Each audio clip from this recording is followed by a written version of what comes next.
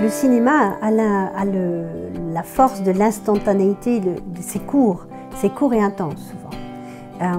Après, la littérature, j'aime plonger dans un livre, j'aime les mots, j'aime l'usage que l'on peut faire d'une langue pour en parler, en user, utiliser plusieurs. J'aime bien cette idée de rendre même le quotidien poétique. Et puis, l'écriture va te permettre de poser les choses, de les poser, de les organiser, peut-être d'un chaos, faire quelque chose, de trouver une structure et donc un point d'appui d'une évolution. Et c'est pour ça d'ailleurs que je me suis attelée à écrire mon premier livre, réussir son projet professionnel, affirmer sa singularité et libérer son potentiel.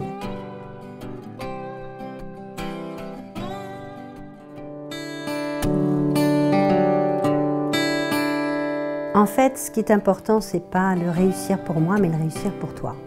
Qu'est-ce que c'est réussir pour toi?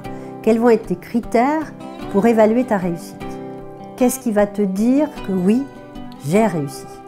Qu'est-ce qui va pouvoir te permettre d'affirmer j'ai réussi ma vie? Et en particulier, j'ai réussi mon projet professionnel. Si je te donne mon avis de coach, je vais te dire tu réussis ton projet professionnel parce que c'est le projet qui te va, dans lequel tu t'épanouis, dans lequel tu vas pouvoir libérer ton potentiel, faire œuvre de ce que tu as de plus singulier. Voilà, pour moi, ce serait ça réussir. Mais pour toi, c'est quoi réussir ton projet professionnel? Tu vois, la difficulté, je crois que c'est les représentations que nous avons derrière ces mots. L'ambition est quelque chose de presque tabou en France. Or, être ambitieux, faudrait retrouver à l'origine de ce mot, mais pour moi, l'ambition, c'est quelque chose qui te porte. On pourrait, je vois le synonyme de élan, d'énergie, donc oui à l'ambition.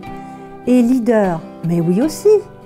Oui à leader, parce que leader, c'est celui qui va fédérer, c'est celui qui va partager une vision, c'est celui qui va fédérer autour d'une idée, autour d'un plan d'action.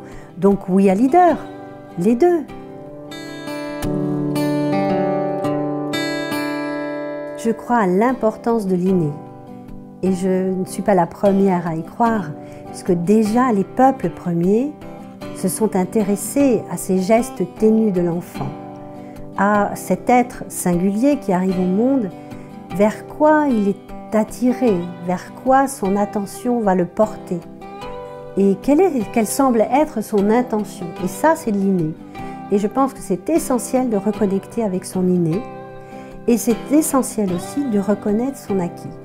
Il est possible que l'on se rende compte à 30 ans, à 50 ans, ou même parfois avant, que nous ne sommes pas au bon endroit professionnel.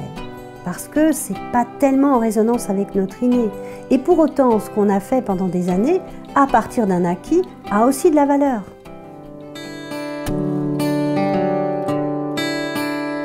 Intention et attention. Il faut d'abord qu'il y ait une intention, un élan, une intention de quelque chose pour porter son attention à quelque chose.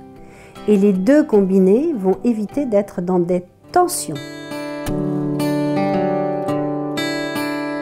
Une erreur est un puits d'informations. Donc accueillons nos erreurs, accueillons nos faiblesses, ne corrigeons pas. Par contre, amélioration me semble une évidence. Nous sommes vivants, nous sommes en mouvement, donc on est en progression, en amélioration, en évolution. Et pour évoluer, il faut utiliser nos réussites, nos échecs, nos erreurs, tout a du bon. Mon envie avec cette question serait de retourner à l'étymologie. Qu'est-ce que c'est que ça doit venir de éducaré, quelque chose comme ça. Qu'est-ce qu'il y a dans l'énergie étymologique du mot? Qu'est-ce que c'est que instruire? Et pour ma part, je pense que l'enfant, il se construit beaucoup à partir de ce qu'on lui incarne. Donc, quel exemple es-tu?